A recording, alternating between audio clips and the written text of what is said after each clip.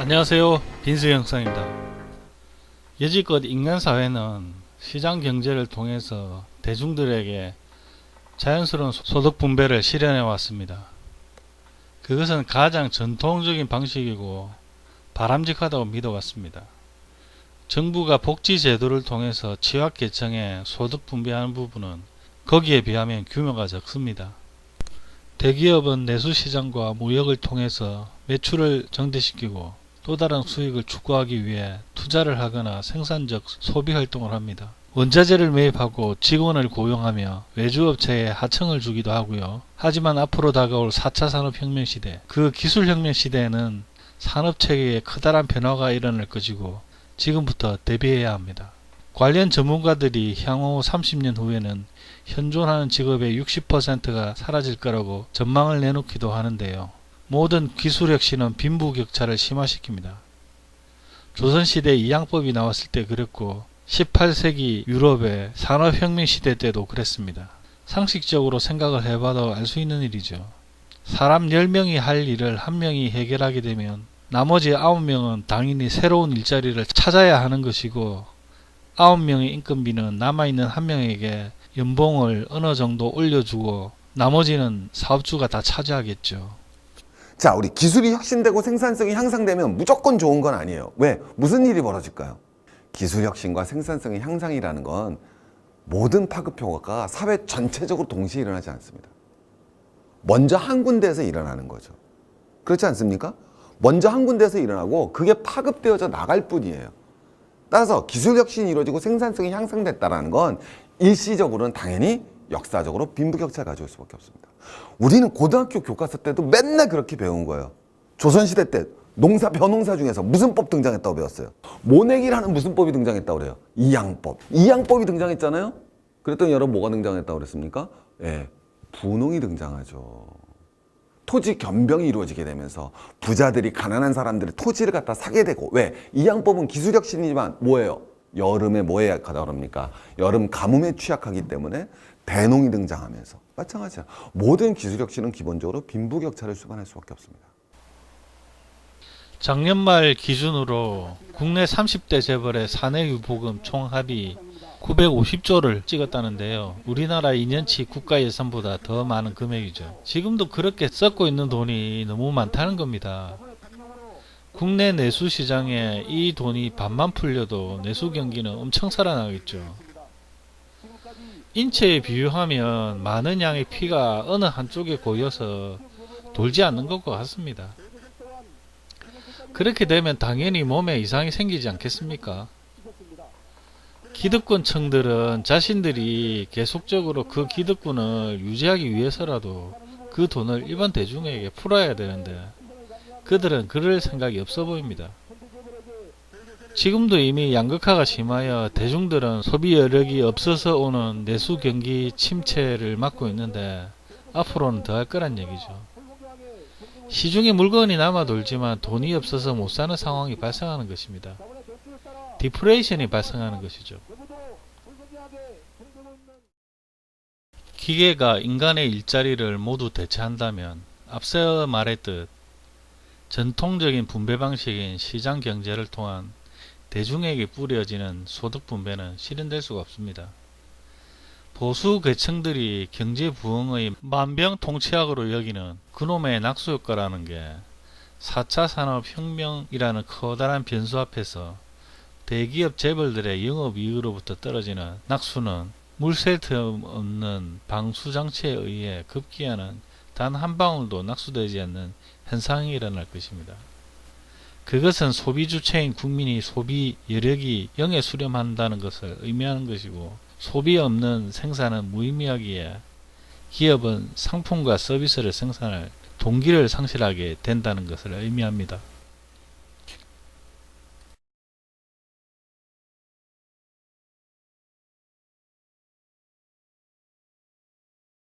Of roughly half the jobs in the economy. But then on the other side of that line, we have all the jobs that require some capability that we perceive as being uniquely human. And these are the jobs that we think are safe. Now, based on what I know about the game of Go, I would have guessed that it really ought to be on the safe side of that line. But the fact that it isn't and that Google solved this problem suggests that that line is going to be very dynamic. It's going to shift, and it's going to shift in a way that consumes more and more jobs and tasks that we currently perceive as being safe from automation. The other key thing to understand is that this is by no means just about low-wage jobs or blue-collar jobs or jobs and tasks done by people that have relatively low levels of education. There's lots of evidence to show that these technologies are rapidly climbing the skills ladder. So we already see an impact on professional jobs, tasks done by people like accountants, financial analysts, journalists, lawyers, radiologists, and so forth. So a lot of the assumptions that we make about the kinds of occupations and tasks and jobs that are going to be threatened by automation in the future are very likely to be challenged going forward. So as we put these trends together, I think what it shows is that we could very well end up in a future with significant unemployment. Or at a minimum, we could face lots of underemployment or stagnant wages, maybe even declining wages. And of course, soaring levels of inequality.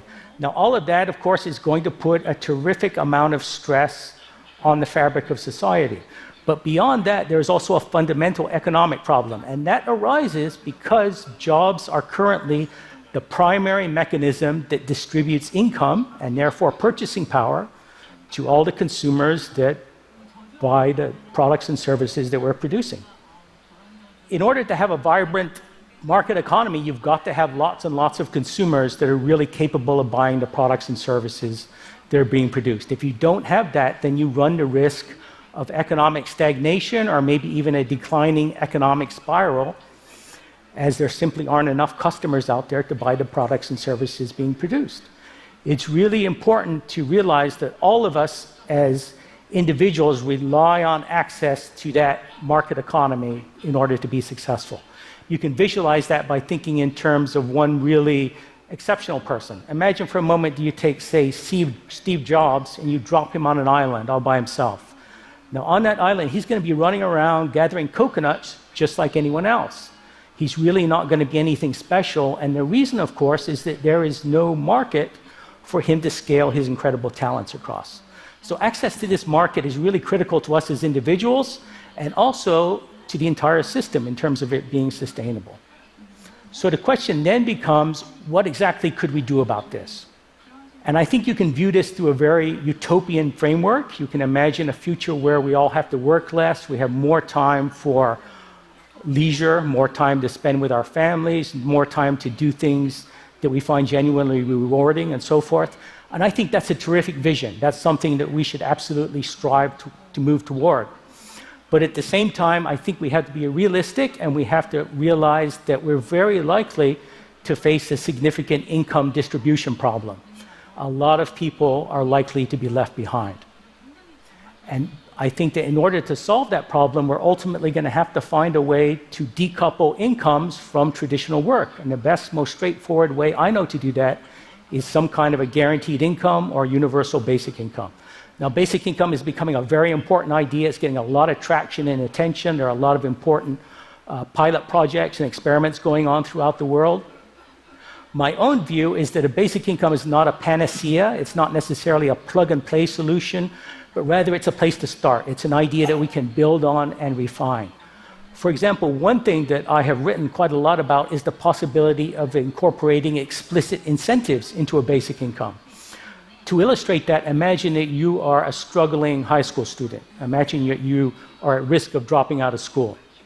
And yet, suppose you know that at some point in the future, no matter what, you're going to get the same basic income as everyone else.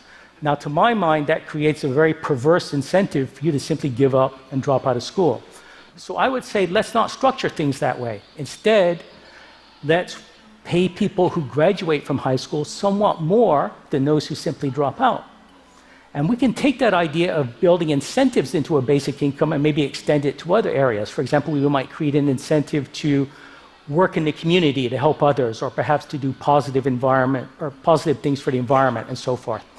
So by incorporating incentives into a basic income, we might actually improve it and also perhaps take at least a couple of steps toward solving another problem that I think we're quite possibly going to face in the future, and that is how do we all find meaning and fulfillment, and how do we occupy our time in a world where perhaps there's less demand for traditional work. So by extending and refining a basic income, I think we can make it look better, and we can also perhaps make it more politically and socially acceptable and feasible. And of course, by doing that, we increase the odds that it will actually come to be. I think one of the most kind of fundamental, almost instinctive objections that many of us have to the idea of a basic income, or really to any significant expansion of the safety net, is this fear that we're going to end up with too many people riding in the economic cart and not enough people pulling that cart. And yet really the whole point I'm making here, of course, is that in the future, machines are increasingly going to be capable of pulling that cart for us. That should give us more options for the way we structure our society and our economy. And I think that eventually it's going to go beyond simply being an option, and it's going to become an imperative. And the reason, of course, is that all of this is going to put such a degree of stress on our society, and also because jobs are that mechanism that gets purchasing power to consumers so that they can then drive the economy. If, in fact, that mechanism begins to erode in the future, then we're going to need to replace it with something else, or we're going to face the risk that our whole system simply may not be sustainable. But the bottom line here is that I really think that solving these problems, and especially finding a way to build a future economy that works for everyone at every level of our society, is going to be one of the most important challenges that we all face in the coming years and decades. Thank you very much.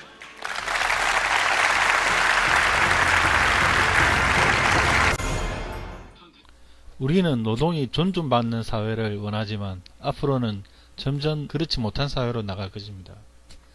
우리는 어떻게든 합리적으로 사회 전반적으로 골고루 소득 분배를 할 것인지 고민해 봐야 합니다.